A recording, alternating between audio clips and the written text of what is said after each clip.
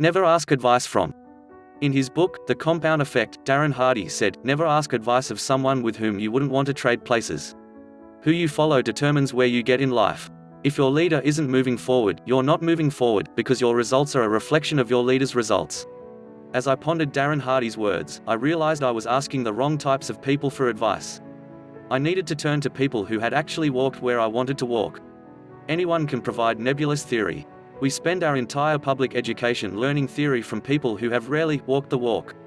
As George Bernard Shaw said in Maxims for Revolutionists, "He who can, does; he who cannot, teaches." Similarly, there is an endless supply of content being published every day by people who rarely practice the virtues they preach. Contrary to theory, which cannot get you very far in the end, people who have actually been there provide practical steps on what you need to do, e.g., here are the 5 things you should focus on and forget everything else. Why you need to know what you want. This is a fundamental irony of most people's lives. They don't quite know what they want to do with their lives. Yet they are very active. Ryan Holiday: "Most kids go to college without a clue why they are there. They are floating along waiting to be told what to do next. They haven't seen or thought enough to know what their ideal life would look like. So how could they possibly know how to distinguish good advice from bad?" Conversely, people who know what they want in life see the world differently. All people selectively attend to things that interest or excite them. For example, when you buy a new car, you start to notice the same car everywhere. How does this happen? You didn't seem to notice that everyone drove Malibus before. Our brains are constantly filtering an unfathomable amount of sensory inputs, sounds, smells, visuals, and more. Most of this information goes consciously unrecognized. Our focused attention is on what we care about. Thus, some people only notice the bad while others see the good in everything. Some notice people wearing band shirts, while others notice anything fitness related. So, when you decide what you want, it's like buying a new car. You start seeing it everywhere, especially your news feeds. What are you seeing everywhere? This is perhaps the clearest reflection of your conscious identity. The magical things that happen when you begin paying attention. How can you achieve your 10-year plan in the next 6 months? Peter Thiel: "Wherever it is you want to go, there is a long and conventional path, and there are shorter, less conventional approaches.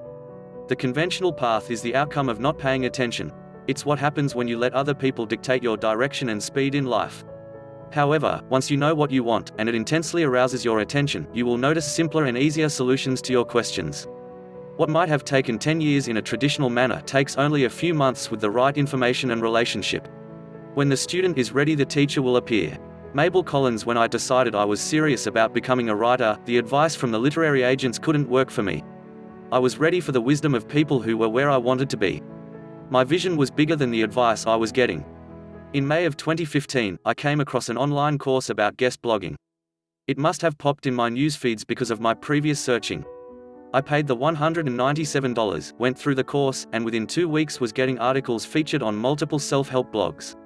Around this same time, I listened to a podcast where Tim Ferriss said, "One blog post can change the entire trajectory of your career." Such was the case for him. An article he wrote generated wild traffic, which spilled over into book sales for his at the time recent book, The 4-Hour Workweek. This wave of traffic led to the book's success, and the rest, they say, is history. When your mind takes hold of an idea, you do everything in your power to manifest it. The idea, "one blog post can change your career," was always in the back of mind. Subconsciously, it forced itself into my conscious reality. Around this time, I wrote an article that literally did change my career. To quote William James, the father of American psychology, "What is impressed in the subconscious is expressed." Thus, 2 months after being told it would take 3 to 5 years to have a substantial following, I was there. Personally, I don't fully credit myself for this fact. In an age of skepticism and doubt, a childlike faith can take you a long way. Before each article one wrote, and continue to write, I pray that the work I produce will be beyond my own capability, and I visualize my work reaching the people who need it. To quote Napoleon Hill, "Whatever the mind can conceive and believe, it can achieve." Just because other people have limiting beliefs does not mean you need to. Again, the advice you take and the people you emulate matters. You are being influenced, especially subconsciously, by the influences you take to heart. There are people out there operating at brilliantly high levels. If you're serious about getting results, find those people and begin thinking like them. You'll be stunned how fast your life can change. Literally, you can create something that changes the entire trajectory of your career. Take Zdravko Svijetic. He recently wrote an article that took him from 900 to 103,000 email subscribers in less than 1 month. How many people would have told him that was impossible? Absurd. Your mindset and desires determine how big you're willing to play. To quote Peter Diamandis, founder of XPRIZE and author of Abundance and Bold, the challenge is that the day before something is truly a breakthrough, it's a crazy idea. And crazy ideas are very risky to attempt. Conclusion: when you know what you want, you notice opportunities most people aren't aware of. You also have the rare courage to seize those opportunities without procrastination. What you focus on expands. Courage doesn't just involve saying yes, it also involves saying no. But how could you possibly say no to certain opportunities if you don't know what you want? You can't. Like most people, you'll be seduced by the best thing that comes around. But if you know what you want, you'll be willing to pass up even brilliant opportunities because ultimately they are distractions from your vision. As Jim Collins said in Good to Great, a once-in-a-lifetime opportunity is irrelevant if it is the wrong opportunity. Once-in-a-lifetime opportunities, i.e., distractions, pop up every day. But the right opportunities will only start popping up when you decide what you want and thus, start selectively attending to them. Before you know it, you'll be surrounded by a network you love and by mentors showing you the fastest path. Ralph Waldo Emerson once said, "Once you make a decision, the universe conspires to make it happen." This quote is completely true. Once you know what you want, you can stop taking advice from just anyone. You can filter out the endless noise and hone in on your truth.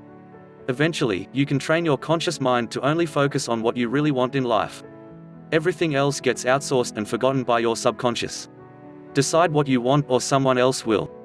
You are the designer of your destiny. What will it be?